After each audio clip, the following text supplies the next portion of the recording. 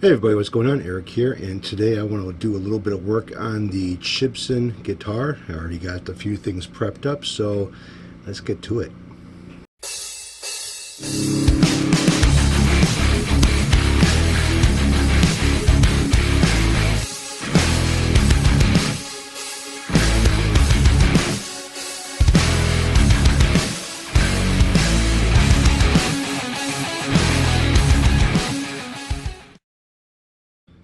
Alright, so today I'm going to do a fret leveling job on the Chibson Blue electric guitar. And the frets are a little bit wavy. I don't mean wavy as going from one side of the neck to the other. I mean going up and down as far as the fret heights go. They seem to be a little bit off, not too bad, but the rocker is showing signs that it could use a fret leveling. So I don't knock anyone who doesn't do their own fret leveling. It's kind of a little bit of a tedious job, a little bit of a pain in the ass, and very time consuming. So let's get in and kind of check out what I've got going on and where I'm at right now as far as getting everything prepped for the leveling. So hold on. So as you can see, I've got the headstock protected and I've got the body protected as well. So right now what I want to do is I want to check to make sure that this neck is completely straight and flat and level.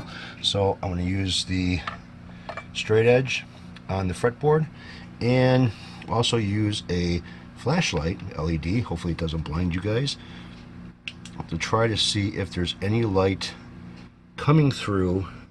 I run a couple of pieces of tape along the sides over here, and this is a trick I learned off of Dave's World of Fun stuff, because when you mask off the top of the fretboard, you can peel it off in one big strip with using a piece of tape wrapping it around that.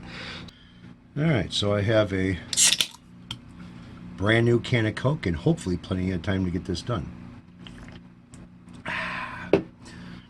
So what I'm going to do is I'm going to use the blue tape, because depending on how loose the fibers are on this fretboard, the green tape will end up pulling out little chunks of the rosewood, and I don't want that. And I want to get this as close up to the frets as possible. So this is part of the time-consuming process.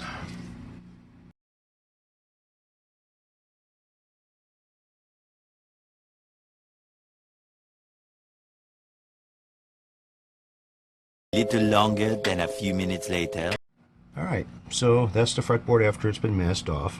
And again, the reason why I use the blue tape is because the green tape tends to pull some of the fibers out of the fretboard. It's a little bit too sticky. And if you can see the seams going down the center of the frets the way I did this, it's because the overlap is in the center, not on each side where the fret is. This way, when I do my crowning, it's not, the tape isn't raising up the file any more than what it should be. That way it's closer to the fretboard and I get a consistent angle on each fret. So on to the next step. Alright, so now I want to start the leveling process, which I could do it in a couple of different ways. I can use the normal leveling beam that I always use, which is the same length as the fretboard, and I just go side to side, not leaving any frets uncovered. This has 220 and 320 grit sandpaper on it. It's supposed to be machined flat, and yeah, works out pretty good. But in this case, I want to use a number 16 leveling block, which already has the radius for the fretboard. Now, how do I know what this fretboard radius is? I have tools that measures it. Normally, from what I've read on Les Paul style guitars, it's supposed to be a 12, I believe, is the radius of the neck. This is not. These are 16s. So the first thing that I want to do with this before I start my leveling is I want to put some type of a color, black marker, blue marker, anything, red marker, anything that is a dark color over these frets. That way I can see which ones are getting leveled, which ones are not getting leveled, and make a few passes. Now when I'm using this block here, I'm going to go from one direction all the way down. I am not going to go back and forth with it, because I don't want to. From what I understand about doing fret leveling, when you use a smaller block and you're kind of going side to side with it, you're kind of cutting a little bit more in the center than you would be on each edge, because you're traveling more over the center each time you go back and forth. Now, in some cases, I think that's kind of right. In other cases, if your neck is perfectly flat, it shouldn't really cut too much more out of the center. but I don't know. So let's get a black magic marker. Ta-da! Alright, so what you want to do is cover the tops of each fret with black marker. And this marker sucks.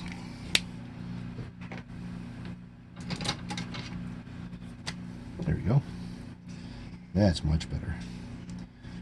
Now I'm going to use, again, the 16 radius block and just kind of see where I'm at with this.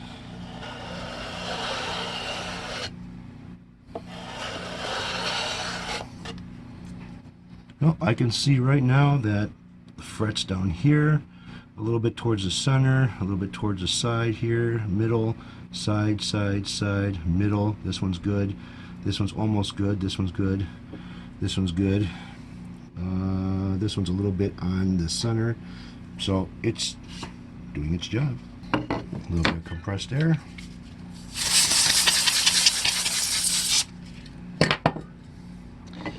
Like I said, the frets weren't too bad, and this is cutting along pretty damn good. So maybe a few more swipes and that'll be done.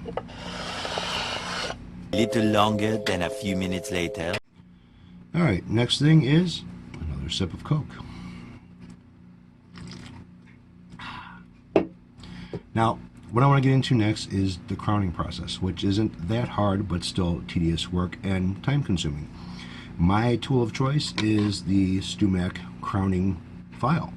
And what I've done with this file here is I have a wheel upstairs on the grinder that does polishing. So you could take like a head of a bolt or something and polish the metal, but it does remove a little bit of the material off of the bolt. Now what I ended up doing is I held this down on a flat surface on that wheel and basically removed any of the cutting material that was on this file, because there was a little bit on these edges here, so I ended up taking that off. So now when I go and I use this on the fret to do my crowning, this edge is not going to gouge into the fretboard of the guitar. So let's get into that. You take your black magic marker, and where did I put my black magic marker? Go over the top of the frets. Same way if you were going to be leveling them.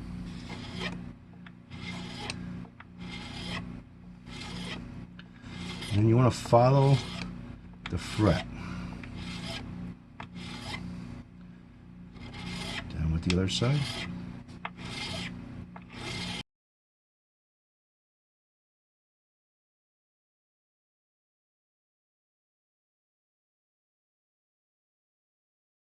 Little longer than a few minutes later. Well, howdy y'all. Today is a new day. Got a new can of Coke and getting back to the Chibson Les Paul fake Gibson guitar, trying to get the leveling, crowning, and polishing done on these frets. So right now, frets are basically done being crowned, and I'm going to show them to you. First, I want to blow off a little chips of metal and everything else that is on this fretboard. So, can of compressed air. Alright, so what you're kind of looking for is just a real faint, thin line in the center of each fret after crowning. Now, the problem part of doing a Les Paul is this bottom part over here that's close to the body. Reason being is, well, this is a set neck and you can't remove it from the body, so you want to be careful so you don't damage each side of the body with your file. There's other crowning tools that you can use as well, but like I said, I like using the StewMac crowning tool. To me, I have more control over it, and it seems to get the job done pretty damn well on basically any type of a fret, stainless steel, whatever. Works pretty damn good. So these are done. Now I can go into the polishing, which I can show you how to do that too. Alright, so here we are again. Another fun part of working on frets is the polishing part. And there could be a bunch of different ways of how to do this. I kind of follow one way from Dave's World of Fun Stuff, another fellow YouTuber, and how he has done it in the past in a few videos. Now, there's a bunch of different ways of doing this, and do what you feel comfortable doing. Now, what I'm doing with mine is basically I have a hard piece of rubber, kind of a wedged squeegee type, basically it's for putting on graphics on vehicles, and this is it right here. So it's kind of like a squeegee, not a really big deal, not really hard rubber, but hard enough to where it's just not going to bubble over each one of the frets as it goes up and down the neck. Now, the way that I do this, as I go through a lot of sandpaper when I'm doing this, I start off with a 400 grit, 600, 800 grit with this tool right here. After that, I will go with either 1,000 or 1,500 grit and 2,000 grit after that. After that, polish them with some rubbing compound or any type of a chrome polish. Do it by hand. Now, a lot of people will use a Dremel with a tool that kind of looks like this, a little buffing wheel. I don't like doing that because it kind of turns these little wheels black, and to me it looks like it turns the frets more of a gray than chrome. So I kind of avoid using the Dremel tool. So let's get down and dirty and check this out. Alright, so I have my piece of 400 grit sandpaper wrapped around this little rubber block, and all I'm going to do is fan over from side to side all the frets. And the sandpaper will be touching the fretboard itself as it goes over. That's kind of why this is a little bit flexible. Now, sometimes when you do your crowning, these edges of your fret, not so much this side here, but the edges on each side, kind of get a little sharp. They could get a little sharp. So when I start off doing this, I kind of start on an angle. Can't see. Start on an angle, so I'm kind of hitting over those sharp edges and then work my way to the opposite side of the fretboard. So let's get going with that. 400 grit sandpaper, going on a little bit of an angle.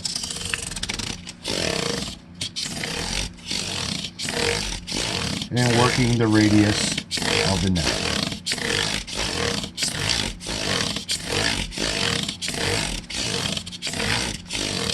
Now the whole idea of this is basically removing the scratches from your whatever file that you use to do your crowning.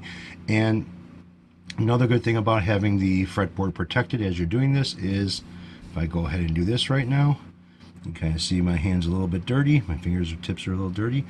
That dust will get into the cracks and the crevices of whatever type of wood that your fretboard is made out of, and is a bitch to get out. Even after you try to clean it or oil your fretboard, it's still in there. So as you're playing your guitar, your fingers will start turning black from that. So that's another good reason why the fretboard is protected. So I'm going to finish up with the 400 grit sandpaper. It's going to take a little while. Then I'm going to go with the 600. Then I'm going to go with the 800. Then I'm going to hit it with either 1,000 or 1,500, and then 2,000. Those two will be done by hand. And then I'm going to go ahead and start hand polishing the fretboard with either rubbing compound or McGuire's chrome polish. The polish that I really would like to use is this stuff here, but I am, as you can see, completely out of it. Have to order some more of that. So you guys take care, and I will be back.